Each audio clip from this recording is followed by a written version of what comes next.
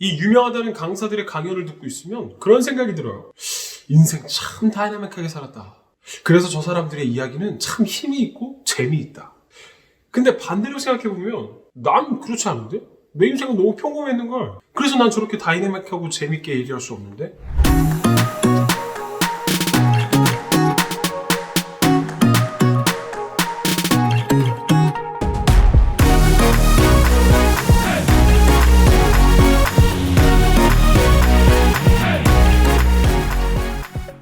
안녕하세요. 렉처 테이너 명쌤입니다.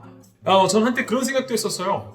제 인생이 너무 평탄해서 난 성공을 못한 걸 거야. 이 뭔 개소리야! 라고 이야기하면 어떤 사람들은 복에 겨운 소리라고 얘기를 하더라고요. 무슨 고생을 사서 하냐고 오히려 혼을 내더라고요.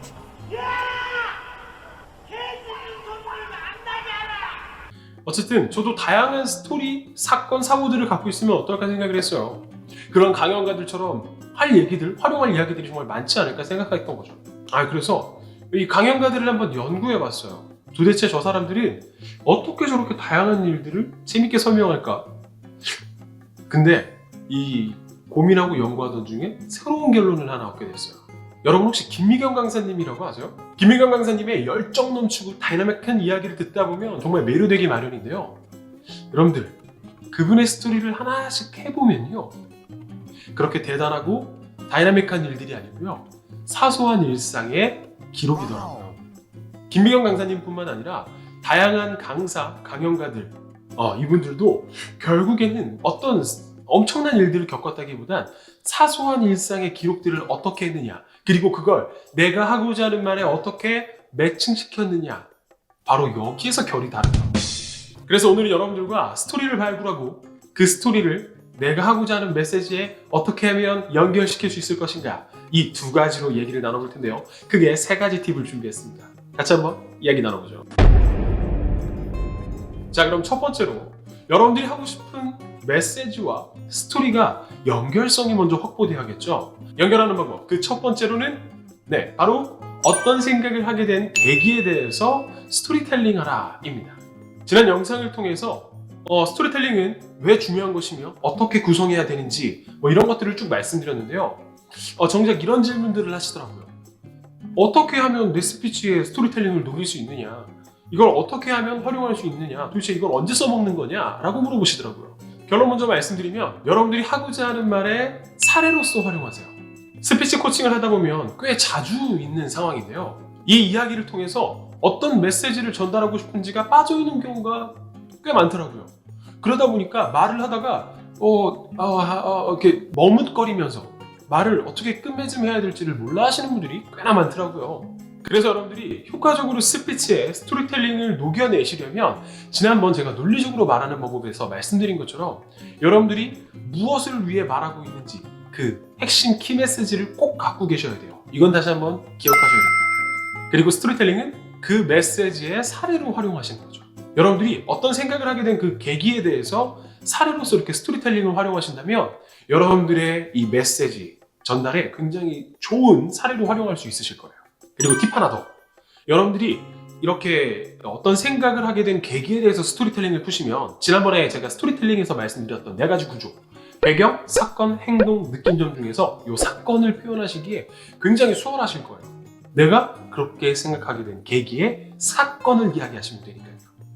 이렇게 해서 여러분들이 하고자 하는 메시지에 스토리텔링을 연결하는 작업 먼저 말씀드렸습니다. 그리고 두 번째는요, 사소한 일상을 관찰하는 관찰력을 길러주시길 바랍니다. 어떻게 보면 조금은 막연한 이야기인데요, 앞에서 말했었던 김미경 강사의 특징처럼 이 사소한 일상도 어떻게 풀어내는가에 따라서 좋은 스토리텔링의 재료가 될 수 있거든요. 그런데 우리는 이 사소한 일상을 기록하는 거에서부터 문제가 있지 않나 생각합니다. 그 가장 큰 이유는요, 여러분들이 너무 완벽주의자라 그래요. 이 뭔 개... 제가 이렇게 말하면 Nope. 난 아닌데? 라고 생각하실 수 있으실 거예요. 그럼 제가 질문 하나 드려볼 테니까 한번 생각해보세요. 오늘 하루 중에 정말 너무 다행이었다 라고 생각되신 일이 있었나요? 혹은 정말 기뻤어 라고 생각했던 일이 있었나요? 제가 이렇게 질문을 드렸을 때 여러분들 머릿속엔 사소한 일상들이 가득 찼으면 좋겠습니다. 아니 뭐 차에 치일 뻔해서 막 살아남아서 다행이다 뭐 이런 거 아니고요. 혹은 로또가 당첨돼서 너무 기뻤어요 이런 얘기 말고요. 내가 아침에 버스를 타러 나갔는데 버스가 딱 제 타이밍에 마침 와서 너무 다행이었다. 혹은 아침 점심 메뉴를 잘 골랐는데 너무 기뻤다. 뭐 이런 거라든지 어떤 주제가 여러분들에게 주어졌을 때 너무 대단한 사건 혹은 정말 여기에 딱 들어맞는 주제 이런 사건들이 떠오르지 않았으면 좋겠어요. 사소한 여러분들이 매일매일 겪는 그런 가벼운 일들도 좋습니다. 이런 작은 일상의 관찰의 기록들이 여러분들의 스토리텔링, 스피치를 굉장히 담백하고 진정성 있게 만들어줄 거예요.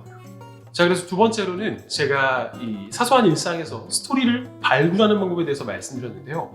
내 스토리에 한계가 있는 경우도 있잖아요. 그래서 우리가 어떤 스토리를 활용하게 되는 경우도 있는데요. 그런 스토리를 활용하실 땐 세 번째, 핵심 스토리를 인용해라 라고 말씀드릴게요. 핵심 스토리를 인용할 때도 세 가지만 기억하시면 돼요.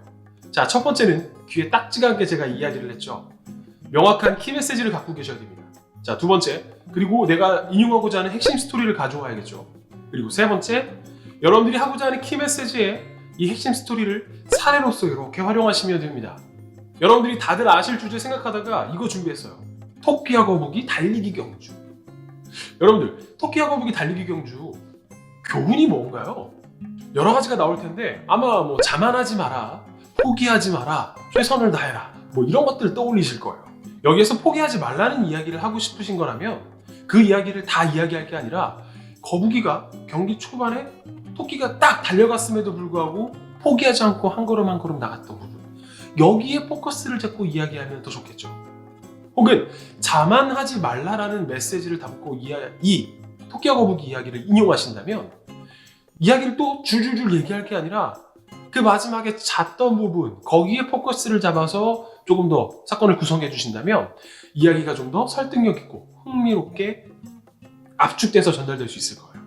이렇게 같은 스토리를 인용하더라도 내가 하고자 하는 메시지와 일치하는 핵심 스토리만 잘 잡아주신다면 어떤 이야기도 여러분들의 메시지에 매칭시켜 주실 수 있으실 거고요. 보다 호소력 짙은 그리고 보다 효과적인 이야기를 전달하실 수 있으실 거예요.